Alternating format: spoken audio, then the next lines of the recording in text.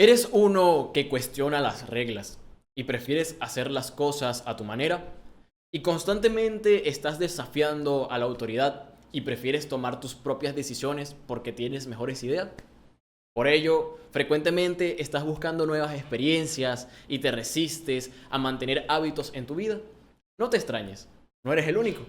Así vivía yo antes de encontrar la verdadera palabra de Dios. Acompáñame en este banquete de vida titulado Fructificar por la humildad.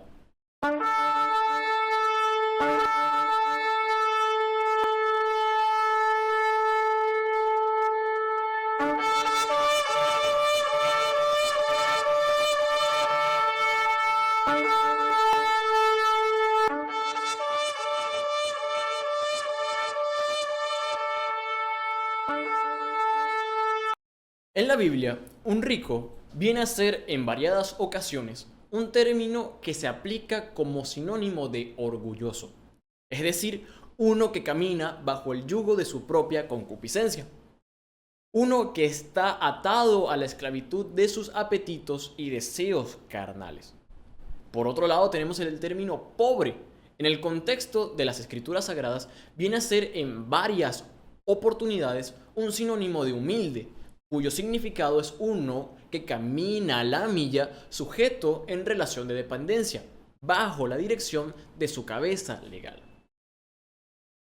El rico además se dirige por su sentir y por su propio prejuicio.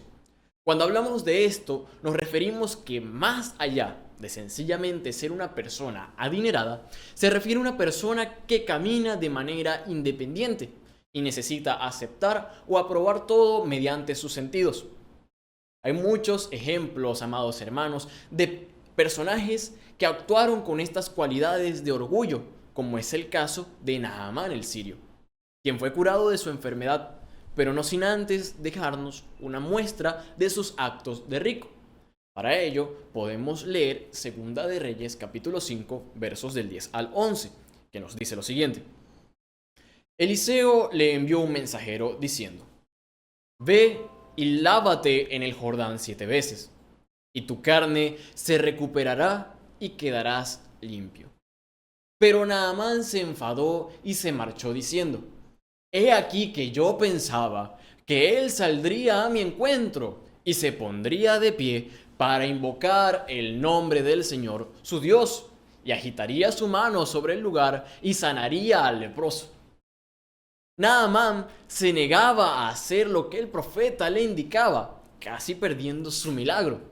Es interesante ver cómo esperaba que todo se hiciera como él pensaba, como le parecía más lógico a sus sentidos, dejando en evidencia que este era un rico, que caminaba por su propio prejuicio carnal.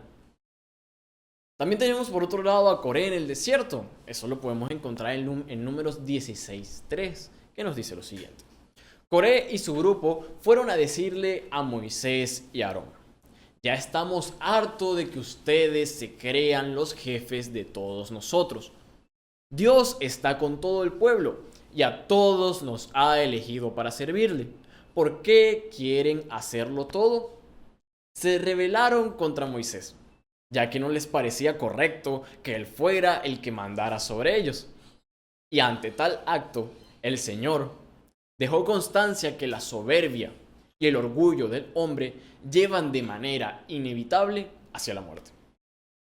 A su vez, amados hermanos, si leemos el Nuevo Testamento, hay situaciones donde podemos ver que los ricos de espíritu tienen estas cualidades, como es el caso de Pulón, quien era un rico que no temía al Señor y no cumplía con sus obligaciones delante de su presencia, de acuerdo a lo que leemos en Lucas 16, versos del 19 al 31. Ahora, estudiando todos estos pasajes, podemos apreciar cómo la riqueza de espíritu y el orgullo carnal desvían de nuestras vidas todo tipo de bendiciones, trayendo consigo corrupción y muerte. Por otro lado, amados hermanos, tenemos al pobre. El pobre es uno que resalta principalmente por su posición de humildad.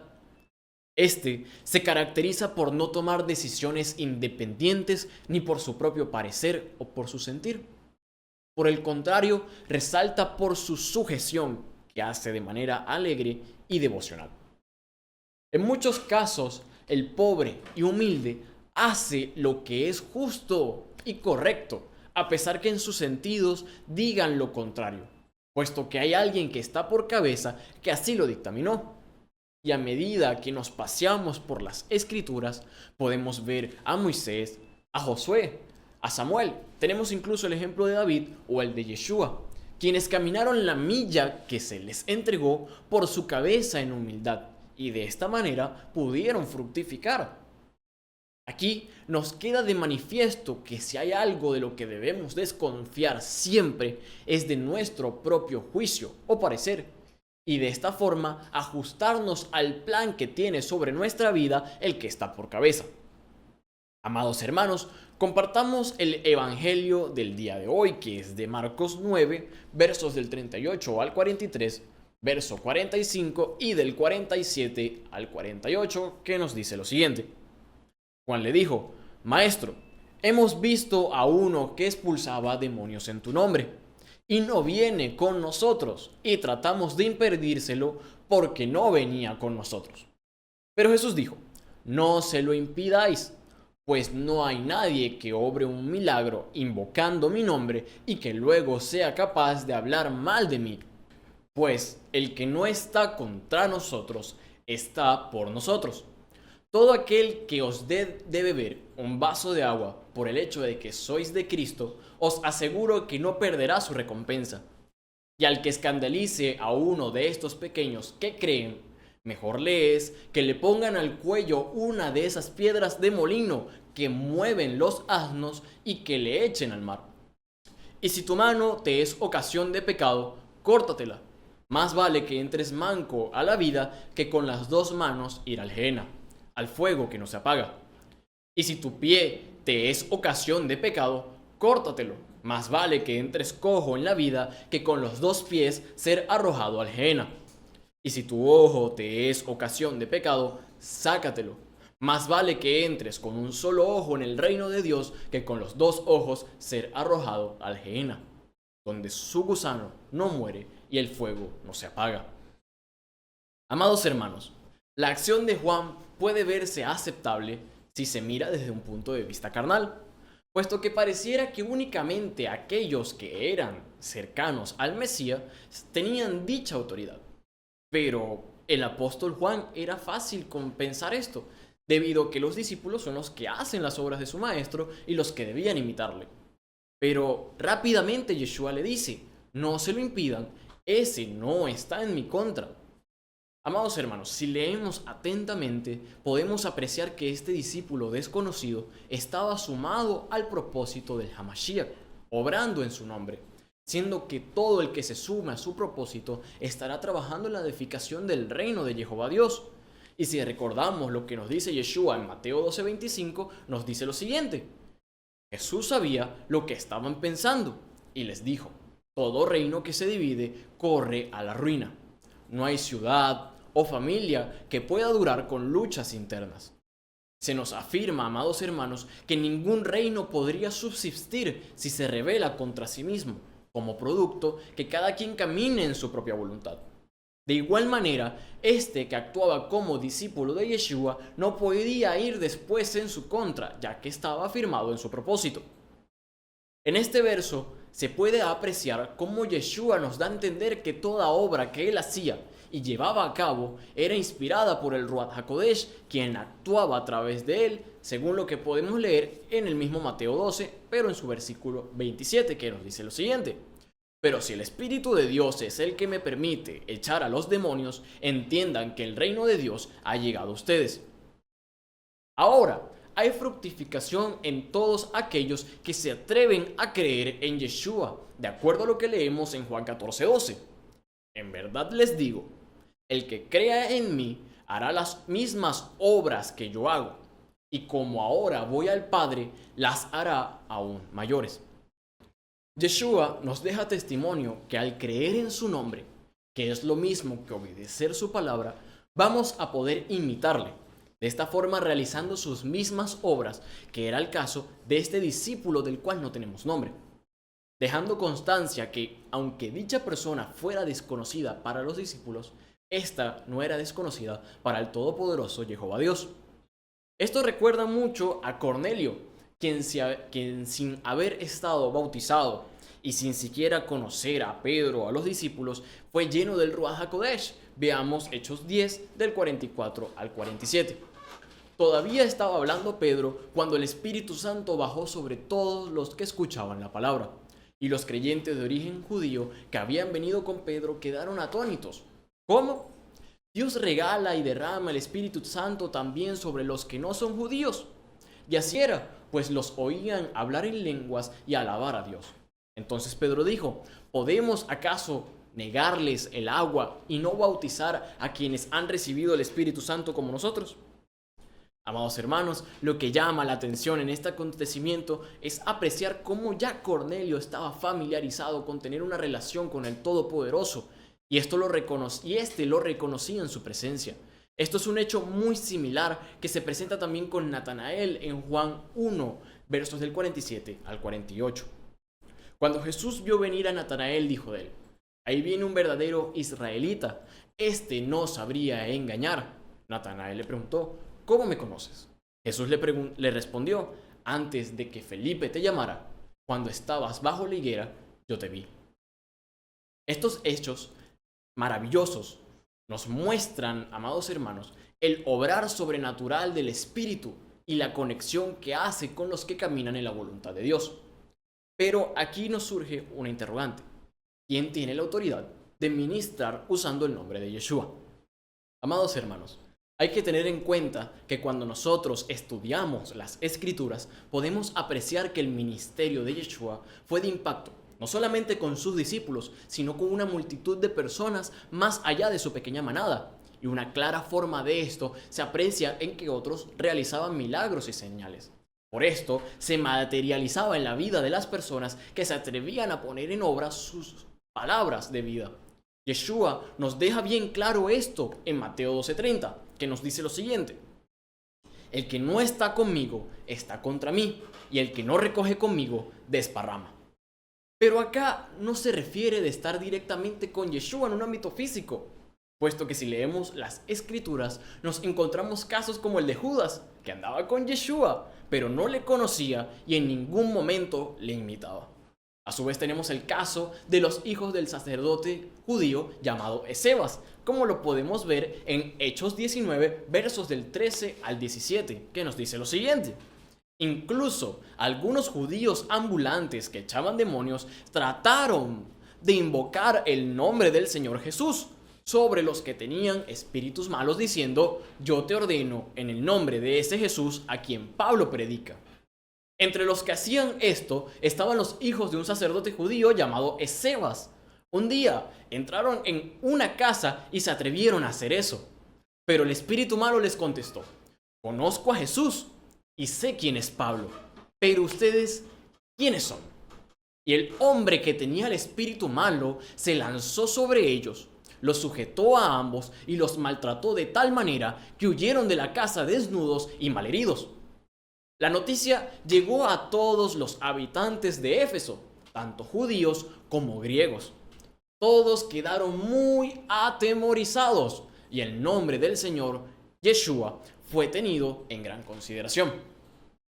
Amados hermanos, las Escrituras nos dejan testimonios de que no se trata de religión como si esto se tratara de un partido político, sino de vivir dirigidos en obediencia a aquel que está por cabeza.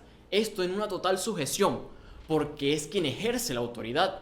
Siendo así, no vamos a poder fructificar en el Espíritu y en nuestras vidas si no rendimos nuestra voluntad a Yeshua HaMashiach, la palabra de Dios hecha carne. Recordemos lo que nos dice Hechos 5:32. Nosotros somos testigos de esto y lo es también el Espíritu Santo, que Dios ha dado a los que le obedecen. El Ruach HaKodesh nos capacita para poder agradar el corazón de Jehová Dios, sumándonos a su propósito para cada uno de nosotros. Pero para ello debemos esforzarnos en obedecerle con todo nuestro corazón, como nos lo dice Deuteronomio 6, del 5 al 6. Y tú amarás a Jehová tu Dios con todo tu corazón, con toda tu alma y con todas tus fuerzas. Graba en tu corazón los mandamientos que yo te entrego hoy. Y amados hermanos, esto debe ser con un corazón completamente humilde y dispuesto a seguirlo sin resistencia, caminando bajo la milla que Él nos demarca. Esto nos da testimonio de que caminamos en la madurez del reino, puesto que cuando caminamos en orgullo hacíamos lo que queríamos con nuestro propio juicio. Pero ahora que hemos llegado a la verdad, ya no somos nosotros los que tomamos las decisiones, sino bajo nuestra autoridad legal.